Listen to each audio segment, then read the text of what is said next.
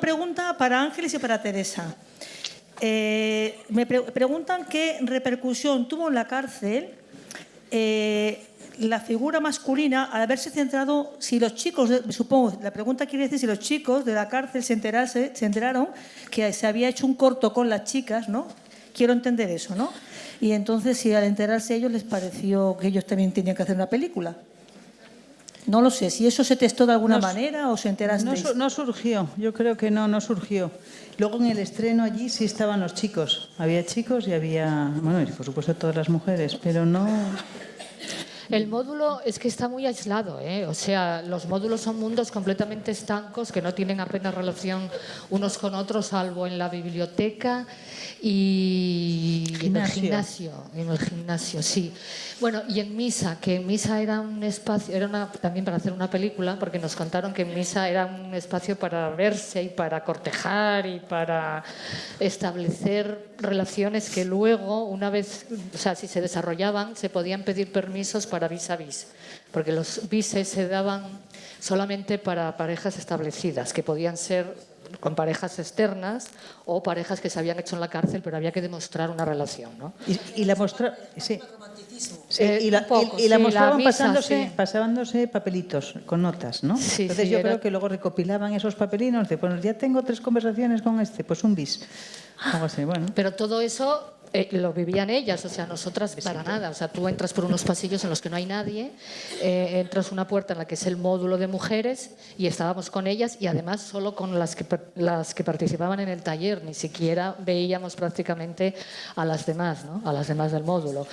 En el estreno fue todo a la cárcel, pero nosotras no teníamos acceso a los hombres, ¿no? O sea, que tampoco supimos... Desde luego, si nos hubieran propuesto hacer otra película en otro módulo, hubiéramos sido, vamos, seguro. Porque sí recorrimos todos los módulos, eso sí. E hicimos visitas, todos, hasta los de aislamiento, que eran duros. Más dura la enfermería. A mí me pareció más dura la enfermería, pero bueno, sí. Que dirigía un hombre, ¿no? Como nos habéis contado. No, era... Bueno, es el enfermero. Es el enfermero. Sí. Es el enfermero, sí. Bueno, una pregunta para Rosa, que precisamente esa pregunta estaba un poco hecha para todas, ¿no? Lo de cómo tú pudisteis enfrentaros, si hubo alguna presión familiar al decidir vuestro trabajo. Supongo que Irene eso no lo habrás vivido, ¿no? Yo eso, la única condición tampoco, porque en mi casa me hubieran apoyado, hiciera lo que hiciera, pero mis padres, siendo los dos médicos, me decían, por favor, lo que quieras menos medicina. En el caso de Rosa, ahora es la pregunta para ti, pero bueno, yo creo que en vuestro caso, Ángeles ay, por Dios, que se me olvida el nombre. Teresa, perdóname, Teresa. Y mira que está toda la tarde, Teresa, Ángeles, Teresa, últimas tardes con Teresa, Ángeles Gómez Sinde. Y aún así, fíjate, bueno, era una cuña, hombre. Vosotras en este caso decidís ser cineastas de cara a la familia, de cara a los amigos. Bueno, supongo que hubo alguna presión, ¿no? No, presión ninguna. No. Ninguna. Y en el caso de Rosa, la pregunta es eso, ¿no? ¿Cómo teniendo ese poder, esa fuerza, has logrado enfrentarte a tu padre, que realmente la mujer a veces está muy condicionada, porque la persona que a veces no nos apoya está dentro de la familia, ¿no? Entonces, ¿qué mensaje darías a las adolescentes para poder luchar contra esa propia presión familiar? Bueno, es que es muy complicado porque hablas de tu padre, o sea, una persona que le tienes un gran respeto, y aunque yo me crié con los abuelos, pues para mí mi padre pues era la figura familiar. Hay que reconocer también que él era muy chapao a la antigua, y para él pues lo que yo hacía es que ni le aportaba nada ni veía ningún beneficio en eso. De hecho, pues puedo deciros que se murió y en la vida me dijo enhorabuena por esta montaña, o qué bien lo has hecho. Vamos, que nunca llegó a reconocer pues ese esfuerzo y esa pasión que yo tenía por lo que hacía, que yo creo que lo transmites, o sea, lo mismo que intento transmitiroslo a vosotras, pues se lo transmitía a él, pero no lo veía. Entonces fue una lucha que tuvimos ahí que bueno, no me gustaba en el fondo porque lo sufres de alguna forma y sabes que yo estoy en la montaña y yo tengo asumido que a mí me puede pasar algo allí, me quedo en la montaña y me quedo tan feliz, pero claro, la gente que se queda aquí pues lo ve totalmente de una forma diferente. Para Irene, hay aquí una pregunta larguísima. Bueno, pues díganla. No, el mensaje que le transmitiría a las adolescentes, lo que le he dicho antes, porque la conversación, o sea, la presentación ha estado excelente y sin embargo en toda la presentación yo veo que las alumnas se dirigen sobre todo a ámbitos humanísticos, pero no porque no puedan enfrentarse a otros ámbitos, sino porque dentro de nuestra epigenética, de generación tras generación, eso va a ser difícil de quitar, nos prevalece lo humanístico y lo social. Lo tenemos, lo llevamos en sangre, lo llevamos en nuestras células y en nuestras condiciones personales. Y luego, decidir la última decisión, yo tengo alumnas de 10 en todo que tienen la elección clara, siempre su camino claro, y luego tengo unas poquitas que tienen los campos informáticos de ingenierías y demás. Pero siguen siendo pocas porque no lo llevan de serie. Sin no lo llevan de serie, o lo que nos ha comentado Irene, hay una gota, continuo, donde te están diciendo... Bueno, también puede, como ella dice, haber un factor ahí de epigenética, que yo es algo que se me escapa, pero evidentemente ella sabe mucho más del tema que yo. Entonces, yo el mensaje que les transmitiría es, si ven ese interés, ya sea superando esa epigenética, o esa dificultad por la epigenética o esa dificultad por el marketing, que vayan a por ello de cabeza y que no se achanten por nada ni por nadie. De serie no hay nada, Eso creo yo. Yo creo, es todo aprendido. Yo, por ejemplo, sobre la pregunta anterior, tenía que hacer una matiz. A mí no me presionaron para que no lo hiciera, pero sí que había un escepticismo de que fuera a conseguir algo. Y ese escepticismo, en mi caso en concreto, estaba... sobre todo en el ámbito del nivel social, porque mi familia es una familia muy humilde y el cine es una actividad de ricos, que es verdad. Entonces había esa idea de, ay, tú con tu, ¿qué va? Eso lleva ricos, eso lleva gente que tiene muchos contactos, tú no los tienes, ¿dónde vas a llegar? Tú no vas a llegar a nada en el cine, como finalmente pasó, todo hay que decirlo. Entonces yo creo que de serie no hay nada. Lo que hay es que en tu casa y primero en tu casa y después en el colegio y después en el mundo al que te asomas en la adolescencia, hay una serie de modelos de conducta que se te implantan y que es muy difícil luchar contra ellos. Y es más fácil acomodarse, eso sí, pero de entrada no hay nada, es todo adquirido. Yo creo que sí. Si tienes la fuerza dentro de ti, como la que hablaba de Rosa, si la tienes dentro y Ben también, la tienes y la sacas y vas ante todo. Claro, y que te digan en casa que en cualquier contexto, en cualquier situación. Y si no la... No, yo creo que no, lo siento mucho, pero yo estoy absolutamente en desacuerdo. No, yo también estoy además me parece con ella. muy negativo y absolutamente demoledor para la vida. O sea, no puedes hacer eso.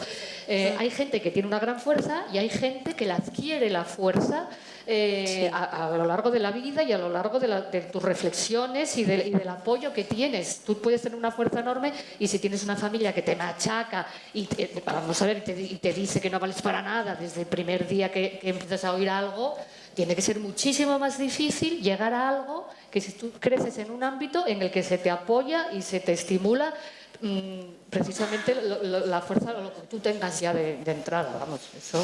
Y este es el objeto de la tarde de hoy, que si no lo puedes ver, no lo puedes ser, ¿no? Es así de sencillo. Bueno, yo creo, es una opinión. Bueno, Irene, ¿qué te apetece decirles a las mujeres jefas, que este es un tema también polémico muchas veces entre nosotras mismas, jefas responsables que ponen trabas a otras mujeres? No sé si es un tópico que también a veces se lanza. Es un tópico. Yo también creo que puede ser un tópico que se lanza. Pues ¿cuál es vuestra experiencia? Las cuatro, yo creo. No hay pocas pullas entre los hombres. Se habla de las pullas de los hombres. Están todo el día discutiendo ellos y midiéndosela. Efectivamente. Y nosotras, en el momento que discutes, bueno, porque discutes lo que sea, ya están ellas peleando. Yo creo que les gusta que nos peguemos. Sí es posible que cuando hay un pique entre dos mujeres como que se ve de otra forma que cuando hay un pique entre dos hombres que son competitivos, quieren evolucionar, ¿no? Tal. Y cuando lo hay entre mujeres ya se ve de otra forma, ¿no? ¿Puede ser? Sí, pienso que sí. Hablo de trabas. Cuando Sí. una mujer jefa, Sí. una mujer superiora tiene un cargo, te pone trabas, da más facilidades a los hombres, bueno, pues porque será su educación, o le gusta más estar entre ellos o trabajar entre ellos, ¿sabes? Y a las compañeras mujeres, hablando en plata, las putea. Sí, pues no sé qué le diría a esa persona, pero vamos, que se está tirando piedras a su propio tejado y que se revise un poco las prioridades y sus cosas internas. Una mujer muy mala. Malísimo. Muy mala. Muy envidiosa. Envidiosa. ¿A ti te ha pasado, Rosa, en ese mundo donde fuiste de mujer florero?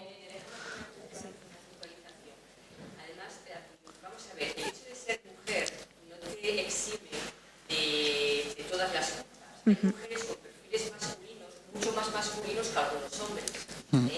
Entonces, bueno, el que seas mujer jefa no significa que tengas sensibilidad para aceptar a la persona como es y con las capacidades que tiene, las habilidades que tiene. Y saber pues, potenciar y apoyar y sacar adelante aquellos valores, aquellas cosas que te pueden ser beneficiosas pues, para tu tipo de trabajo o para el trabajo que estés desempeñando. El hecho de ser mujer y con cargo no significa que tengas que tener esa empatía con el resto de mujeres y con el resto de hombres. Ibas a comentar tú, Rosa, de tu experiencia de mujer florero en aquel momento. Bueno, es que era un mundo de hombres totalmente, entonces claro, ahí sí que yo tenía que adaptarme a lo que me dijeran y es más, yo creo que tampoco preguntaba mucho porque era la más inexperta y digo, si hago preguntas que igual les parezcan que no está bien, igual me dejan en casa. Entonces, pues... Bueno, ahí fuiste prudente y discreta porque te interesaba, ¿no? Sí, por supuesto, porque era lo que quería hacer en aquel momento, claro. Una pregunta para Irene, pero yo creo que esta van para todos. Tengo un hijo y una hija de 12 y 10 años y a ella es la más tecnológica de la familia por interés y capacidad de resolución de problemas técnicos, ¿no? ¿Qué consejos le darías si quisiera seguir una trayectoria más tecnológica en un mundo tan marcadamente masculino como nos acabas de mostrar? Nada, que además basada en mi experiencia, que es que si quieres ir a por ellos, que no se te va a poner nadie por delante. Y si se te ponen, los quitas. Lo que pasa que tú, en la serie que decía María, llevabas ya un máster en la infancia. Si eras la friki del instituto... Sí, eso ya me va de toda la vida. Para Rosa, una vez que has superado todas las barreras que el deporte y la vida te ha planteado, ¿te siguen motivando las nuevas iniciativas que te planteas y entiendes que aún te quedan obstáculos por superar? Me quedan muchísimos deberes todavía sin hacer, por supuesto que sí. Bueno, tengo sobre todo ahí un reto que es me queda una montaña de las 5 grandes, que es el K2. Y es una montaña, pues un reto que estoy peleando para poder irme, para poder conseguir esos patrocinios y poder marcharme a escalar esa montaña. Irene, serán cinco básicos para hacer un videojuego no sexista. Vale. 5, ¿por qué 5? Vale. Vale, diría que lo principal es que, no sé siquiera si llegaré a 3, pero lo principal es tener una representación del personaje femenino que no sea el clásico chica en apuros que tienes que salvar, que no sea la princesa, que un carácter fuerte, pero como los que existen y existimos en la vida real. Es que no hay que inventarse nada tampoco. Una representación de personajes femeninos fuertes y que tengan impacto en la historia y que tengan su importancia y que no estén ahí solo de vehículo para el desarrollo del personaje masculino. Yo creo que con eso, y es uno solo, me han sobrado 2. Para Rosa, mis felicitaciones por tus éxitos y preguntarte que cuál es tu opinión respecto del apoyo de los maridos en los proyectos, sobre todo en los que se rompen barreras de las mujeres entre las mujeres, en las que tú te mueves. Y añadir que no debería sorprendernos a día de hoy la generosidad que se percibe en tu entorno familiar de pareja. Por tanto, si hay preguntas que se sorprende, ¿no? ¿Qué nos dices de a este aspecto, no? Bueno, pues ahí hubo sus tiras y aflojas, normal, porque el que hacía montaña era mi marido, yo empiezo a hacer montaña con él y claro, en muy poco tiempo, pues le paso por encima a él y a los amigos. Entonces llega un momento que ya no quiere venirse a la montaña conmigo porque pues lo típico, dice, es que vais a la montaña a correr, es que todo lo hacéis, vamos, buscando disculpas. Y pasaron años que no volvió a la montaña. Ahora sí que, pues hace como 5 o 6 años que retomó otra vez, que hacemos montaña juntos los domingos. Pero bueno, que a veces tienes que ceder mucho también por si quieres que la relación funcione, porque si no, estalla. Entonces sí que hubo temporadas que sí que me costó, porque él por un lado lo veía de una forma, yo lo veía de otra. Pero bueno, cediendo los dos un poco, pues esos problemas se fueron solucionando. No hay más preguntas del público. Preguntas del CPR, ¿no? ¿Cuál crees que sería el camino, cuál creéis, las 4, para que hubiese un incremento de la representación femenina en vuestro ámbito profesional? Empezamos por Teresa. Así, por mí. Para que veas que me sé el nombre. ¿Y yo? Bueno, pues a propósito de lo que hablábamos con ella, yo creo que en nuestro campo, pero en cualquier campo,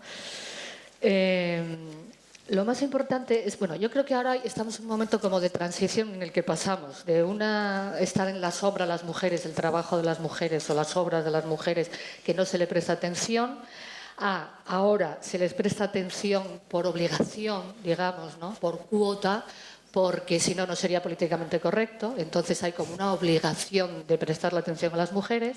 Pero claro, lo ideal sería que llegase un momento en que hubiese que quitar este paraguas protector y tuviésemos acceso a todos los campos profesionales y a todas las situaciones sin estar protegidas. ¿Y cómo llegaríamos a esto? Bien.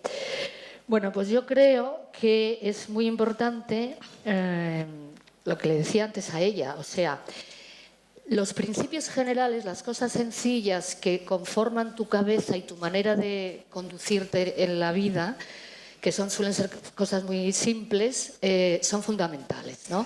Entonces, ¿de dónde vienen esos que generan estereotipos? ¿De dónde vienen los estereotipos? Los estereotipos vienen del canon. El canon en cada profesión establece quiénes son los modelos, los referentes a seguir por los demás. El canon en todos los ámbitos es masculino. Y lo que hay que conseguir es aumentar la presencia de los trabajos de las mujeres en ese canon, ¿no? Entonces quería poner un ejemplo, porque lo he encontrado buscando en internet y tal.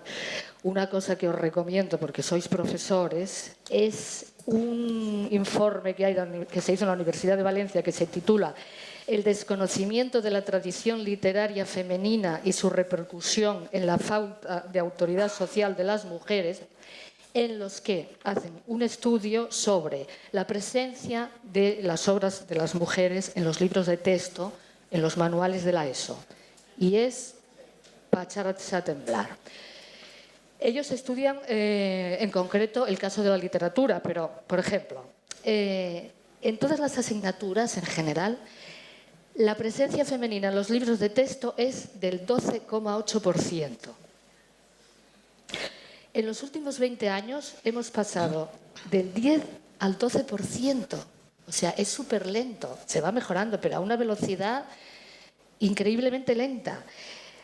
Otro detalle que me llamó muchísimo la atención, por ejemplo, de este estudio, dice, en el caso del canon literario, por ejemplo, en los manuales de tercero de la ESO, al hablar de los siglos que van del 12 al 18, 600 años, en 600 años solo encontramos una escritora entre 65 escritores, Santa Teresa de Jesús. No hay ninguna otra. En todo el siglo XIX hay 4 escritoras, 3 españolas y Mary Shelley, la autora de Frankenstein, de la literatura universal, en todo el siglo XIX. En el siglo XX hay 24 escritoras en el canon español y 224 escritores. De esas 24 escritoras, solo se citan 6. Las demás, con referencias a sus obras. Hasta las otras 24 solo se da el nombre. Con esto, ¿cómo quieres tú que la gente no venga de serie? O sea, si tú te asomas a esto, es lo que ella dice, es que si todo el mundo te está diciendo que tú no vales para eso, que además no hay mujeres que hayan valido anteriormente para eso, es muy fácil que tú te pongas tus propios límites y digas, no, yo a eso no me dedico. Eso en la literatura, en la que hay muchísimas mujeres con muchísimas obras de gran valía. Entonces, yo creo que ese sería el camino para que las mujeres tengan una verdadera representación en todos los ámbitos profesionales, es la modificación del canon. Yo creo que no se me ha entendido muy bien lo que he explicado, pero bueno, partiendo de eso, porque yo soy orientadora, yo creo en la igualdad, tengo en mi casa la suerte de tener un padre y una madre equilibrados, con educación total y absoluta, y he decidido siempre mi camino, me han enseñado de todo como a Irene, y nunca me han parado en nada. Me refería a la epigenética en ese sentido. Es decir, tú la fuerza la llevas cuando te educan así, cuando ya lo tienes de serie, porque es verdad que eso existe también. Lo emocional y lo físico está todo relacionado y lo llevamos. Entonces yo tengo la suerte de tener esa fuerza en mi familia. Yo lo que educo a mis alumnos y alumnas es en esa igualdad. 100% iguales es mi lema. Y el lema del proyecto de igualdad que yo defiendo en mi centro. O sea, que te estás equivocando porque creo que no se me ha entendido. Yo lo que quería decir es que yo tengo expedientes buenísimos de 9 y 10, sobre todo de chicas. Y mis chicas, la mayoría, eligen lo que les da la gana, porque tienen la suerte también de tener ese apoyo. Y yo soy la que me dedico en el instituto, a través de las materias, a darle presencia a la mujer en todas las materias, porque soy orientadora. Yo no tengo que explicar una materia en concreto y yo soy la que defiendo eso. Entonces, creo que no me habéis entendido. Lo que trataba de decir era que qué les diríais a las adolescentes y cómo contagiar esa fuerza que llevamos dentro, las que tenemos la suerte de ver el mundo por igual. Porque a mí me educaron así, yo tengo la suerte de ser así, yo he tenido que dejar por el camino a algunas personas del sexo masculino, ir hacia adelante y encontré a día de hoy a una persona que me trata por igual, que estamos por igual y que no tengo ni que luchar, ni que ceder, ni que nada, porque gracias a Dios tengo eso como lo tengo en mi casa. Entonces yo era un poco contagiar eso y no visibilizar lo negativo, sino dar empoderamiento a lo positivo, no tener que estar cuestionándonos esto. Porque yo con mis alumnos y alumnas no me cuestiono esto nunca. Porque ellos, ¿sabéis dónde está la desigualdad? En las casas. Son las mamás las que a veces generan este odio y esta desigualdad y no, quítate de ahí que ya lo hago yo, y esta forma de educar, que lo llevamos de serie porque donde todo empieza es en casa. Por eso quería que hablaseis cómo vosotras salisteis y cómo vosotras llegasteis a donde llegasteis. Contagiar eso y decirle a esas familias hasta aquí. Ya, pero perdona, yo no quería ofenderte ni nada, pero lo que estamos, por ejemplo, yo al menos defiendo es que además del trabajo individual y del trabajo doméstico y de todo eso, es imprescindible que haya un trabajo de tipo social, o sea, que se establezcan estereotipos. Claro, exacto, pero para eso, por ejemplo, este tipo de cosas, ¿no? O sea, por mucho que incluso en casa, ¿no?, los eduques en la igualdad, luego van al colegio y ven que en el libro de, ¿no?, pues eso, en el manual, o sea, en el libro de texto, no hay figuras femeninas que se hayan dedicado ni a la ciencia, ni a la literatura, ni en la política, ni nada. por mucho que te digan en casa o que te digan en el colegio que tú puedes hacer cualquier cosa, finalmente igual te convences de lo contrario, ¿no? Pero bueno, tampoco quiero... Sí, yo creo que por todo lo que estáis diciendo, yo creo que esos ejemplos reales hay que llevarlos al colegio y las niñas tienen que verlos. Yo creo que es lo más importante. O sea, lo que estamos haciendo ahora aquí, pues hay que llevarlo al colegio y a lo mejor pues 1 hora a la semana igual necesitas un programa para hacer estas cosas y que las niñas lo vean, porque claro, no es lo mismo que les cuentes la informática, a lo mejor cualquiera de los profesores o profesoras en el cole, a que la vean a ella, que tiene su puesto de trabajo, que ha hecho la carrera y cómo te expresas tú, porque a lo mejor a la niña le entran ganas de hacerlo. Claro. De hacerlo. Y yo diría a lo mejor más que igual también hay que llevarlo a las casas, porque también gran parte de esto tiene que nacer de las casas. Bueno, la familia ya es otro tema. Esto es lo que decía María. Sí, y entonces, hombre, comprendo que es distinto llevar estos ejemplos, pero sí a lo mejor se pueden hacer actividades de este tipo que también lleguen a las familias, no solo a los profesores, a los alumnos, sino también a las familias, porque a veces el problema puede estar ahí o el sesgo puede estar ahí y si lo tienes en casa, por mucho que en el cole te digan otra cosa, va a ser muy difícil que en mi opinión, que se salga de ahí. Entonces, a lo mejor yo creo que también concienciar a las familias, puede ser. Y luego apoyar lo que quieran ser. O sea, que se dediquen a hacer aquello que les guste. Al principio, pues poco les gustará, pero luego lo estudiarán y se apasionarán. Claro. Y yo creo que tienes que tener pasión en lo que haces, porque el trabajo siempre va a ser duro. Por muy apasionado que tengas, vas a encontrarte muchas dificultades, pero si le pones pasión, bueno, lo podrás sortear mejor. Yo pienso que hay que trabajar con pasión, si no es un rollo. Sí, totalmente.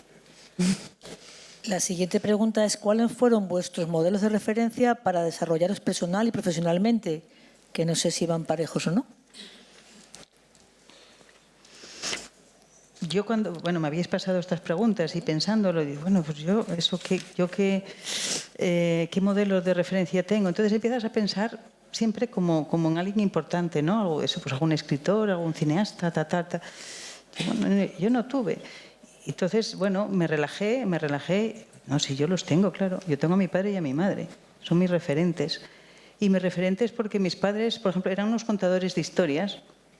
Mis padres no tuvieron grandes profesiones, pero mi padre fue a la guerra y solía ser en la sobremesa de las cenas. Mis padres nos contaba, la guerra había sido relativamente reciente, 30 años más o menos atrás, y nos contaba historias de la guerra muy duras, pero que nos las suavizaba y yo, bueno, las visualizaba totalmente. Mi madre, por otra parte, nos contaba otras historias más sutiles, con un par de pinceladas. Mi madre las dibujaba y contaba cosas con mucha amiga, muy interesantes. Yo pienso que a mí me enseñaron a contar historias mis padres y a valorar las historias, a disfrutar las historias. ¿Y cómo entraste tú luego en el mundo del cine? Bueno, pues por un cruce de caminos. O sea, acabé en un cruce de caminos. A mí me gustaba contar historias y tal, y por un cruce de caminos, bueno, acabé y luego pues me estudié guión, estudié cinematografía y pude bucear en este mundo y trabajar, pero sí por una casualidad. Mis padres, por supuesto, me apoyaban, pero lo que antes hablábamos de eso, de que si te apoyaban, a mí me veían el trabajo, yo creo que como algo menor, ¿no? Como diciendo, bueno, ya se casará. Déjala ella que haga sus peliculitas. O sea, bueno, que es algo divertido, ¿no? O sea, como bueno, haces tus jueguecinos, los dibujos, escribes, bueno, que oye, que mira qué mono, qué tal. Además, bueno, el primer corto que hice era así un poco de una niña y tal, bueno, qué mono. Y luego, bueno, se dan cuenta que va en serio lo tuyo, que no, bueno, que es así, pero bueno. Nada. Me quedé. Pues vamos avanzando y contestando, que esto es como un examen. Y que surgiendo de la nada alcancé las más altas cumbres de la miseria. O sea, ya sabes que depende quién lo valore. Ya. Me valoran luego me valoraron y se emocionaron. Yo también me pasé un poco como a ti, me puse a pensar, yo referentes. Además en el cine, cuando empecé, que apenas había mujeres en España y tal. Yo pensándolo bien, llegué a la conclusión también de que un referente, por ejemplo, era mi abuela, que era una mujer campesina, labradora del campo, que tenía muchísima energía, de estas que la llamaban, era cocinera, iba para cocinar en las bodas, para hacer las matanzas, y tenía mucho prestigio en la familia y en el pueblo, ¿no? Como una mujer muy poderosa y así. A la vez, o sea, eso fue un ejemplo, ¿no?, de que una mujer podía llegar a tener esa ascendencia, ¿no?, sobre los demás. A la vez, en el campo lo que se fomentaba era, por supuesto, nada audaz, nada riesgoso, o sea, así lo vimos y así lo tenemos que dejar, era el principio que te inculcaban, ¿no? Ninguna rebeldía, adáptate, aprende a hacer como hacen los demás. Pero pensándolo bien, también he llegado a la conclusión hoy sobre ello, ¿no?, que en cierta medida también me dio una gran libertad de espíritu, porque eso no venía de un principio natural o divino, sino de la propia práctica de la vida. Con lo cual, en un momento dado tú podías desprenderte de ello. No era algo ni religioso ni imposible de superar. Era una cosa que te recomendaban para salir adelante, nada más, ¿no? Y quizá por eso, y entre una cosa y otra, pues a lo mejor me lancé más de lo que se esperaba de mí, que era meterme en un campo como el cine, que en mi familia se consideraba que era eso, una cosa prohibitiva para personas de más nivel económico, ¿no? Nada más. En mi caso es que coincido un poco también que no tuve, como conté en la charla, no tuve grandes referentes, o sea, no me fijé en nadie, desde luego referentes femeninos no los conocía. Ahora sí que salen muchos artículos de las 10 mujeres programadoras que marcaron historia, eso lo conozco ahora, no lo conocía entonces. Pero de todas formas tampoco tenía como referente a Bill Gates, que lo podía conocer. No era mi referente y yo creo que al final, si me paro a pensar, mis referentes pues también fueron mis padres y mi familia, y por eso pienso que lo que hay en casa es determinante. Y puede ser eso el principal sitio donde haya que actuar, porque al final, si por muchos referentes que existan te estás fijando en tu familia, en tus padres, en lo que hay en tu casa, igual eso es lo que más te marca. Bueno, mis referentes, ya os lo conté antes en la charla, fueron realmente los chicos, mi marido y los amigos, que empecé con ellos, y luego o sea, yo ya descubrí que aquello me apasionaba, que la montaña me encantaba, y entonces mi referente era la propia montaña. O sea, yo era lo que realmente pues me llenaba, me apetecía. Y referentes femeninos no, porque en aquella época no teníamos, y bueno, sí que había, porque Junco ya estaba ahí, Junco Tabei, pero no nos llegaban. Era algo que no te llegaba las noticias aquí. Una tercera pregunta, ¿qué propuesta o qué reto nos dejaríais para hacer llegar a nuestro alumnado? Casi está contestado, pero bueno, sí, podemos incidir más. Lo que dije antes, que tienen que tener referentes reales. Y eso tienen que verlo en los colegios, porque yo creo que es importantísimo. Y no sé, pues a lo mejor hacer algo conjunto con profesores y la asociación de padres, que también puede ser importante, no sé. También en CETIC hemos hecho algunas veces estas sesiones de mentoring donde vienen chavales y ven cómo trabajas, y entonces creo que a lo mejor esa es una buena forma de naturalizarlo. Es decir, no solo vengo y te lo cuento y me visto y me pongo una americana y te lo cuento aquí y tú te lo crees, sino que me estás viendo que estoy trabajando y que esto es lo más natural del mundo y que así es mi día a día, y que lo tengas en la cabeza y lo normalices. Bueno, nosotros hicimos una vez, ¿te acuerdas? Dábamos un curso de hacer cortos con el móvil en Avilés, que nos contrató el Ayuntamiento de Avilés. Y bueno, estaba bien, ¿no? Porque era una manera también de hacerles ver que con muy poca cosa y muy pocos medios puedes desarrollar tu creatividad, por ejemplo, en este caso audiovisual y de contar historias, ¿no? Hacer cortos con el móvil, pero bueno, lo que se ha dicho aquí, ¿no? También igual ir a los colegios y insistir, ¿no? en que las mujeres y la obra de las mujeres está ahí y es perfectamente posible y son capaces, ¿no? Y luego la pregunta tópica, ¿no? ¿Se puede organizar una vida familiar con hijos siendo una mujer trabajadora en trabajos distintos? ¿Incluso marcharte 2 meses fuera de casa o no? Se puede, se puede. Con ayuda, ¿no? Sí, que se puede. Bueno, aparte yo tuve la suerte que mi hija ya era mayor cuando me fui a estas montañas. Pero bueno, yo creo que aunque fuera más pequeña, pues me hubiera ido igual y vamos, no hubiera pasado nada porque te faltes 2 meses o 1 mes y medio de casa. Bueno, te estiras un poco. Los metes de figuración en las películas. Sí, de hecho, yo voy al Himalaya y me encuentro pues, padres pues, que dejan sus bebés en casa. O sea, dices, bueno, ¿y por qué tú te puedes venir y tu mujer no se puede marchar? Pues yo creo que igual, ¿no? Que tienen la misma responsabilidad a la hora de cuidar de los pequeños. Pues muy bien, no tenemos más preguntas. Si se os ocurre alguna sobre la marcha de lo que se ha hablado aquí, sino agradecer a estas 4 grandes mujeres, ¿no? Su presencia, sus enseñanzas y a ver si podemos decir, como ha dicho María, meter una cuña en las familias, porque probablemente sí que me habéis hecho reflexionar en ese tema. Yo creo que se hacen muchas cosas en los centros, pero efectivamente después hay un olor a azufre fuera que como no tengas una buena mascarilla, pues lo llevas claro, ¿no? Y me estaba acordando de una vez la hija de unos amigos que casualmente tenían una médica y un enfermero en el centro de salud. Y en infantil se disfrazaron todos los niños de médicos y todas las niñas de enfermeras.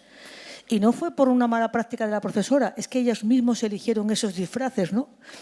Entonces, bueno, hay cosas que sí que es verdad que tenemos que seguir trabajando mucho, porque parece que están conseguidos muchos retos. Me ha impactado mucho lo de Irene, o sea, me ha impactado muchísimo que alguien tan joven como tú ya haya podido ver cómo te ningunean, de cierto modo, de ese modo tan sutil, que no se puede llamar acoso, pero que es acoso. Me ha impactado mucho porque, bueno, yo pensaba que eso era cosa de mi época, ¿no? De cosas que me contaban mis amigas cuando trabajaban en este tipo de trabajos no femeninos como la enseñanza. Me ha dejado un poco preocupada eso, porque eres muy joven y parece que hayamos avanzado mucho. Aquí no se puede bajar la guardia porque a la mínima viene una tijera y lo corta todo, ¿eh? Entonces, muchísimas gracias. A vosotros.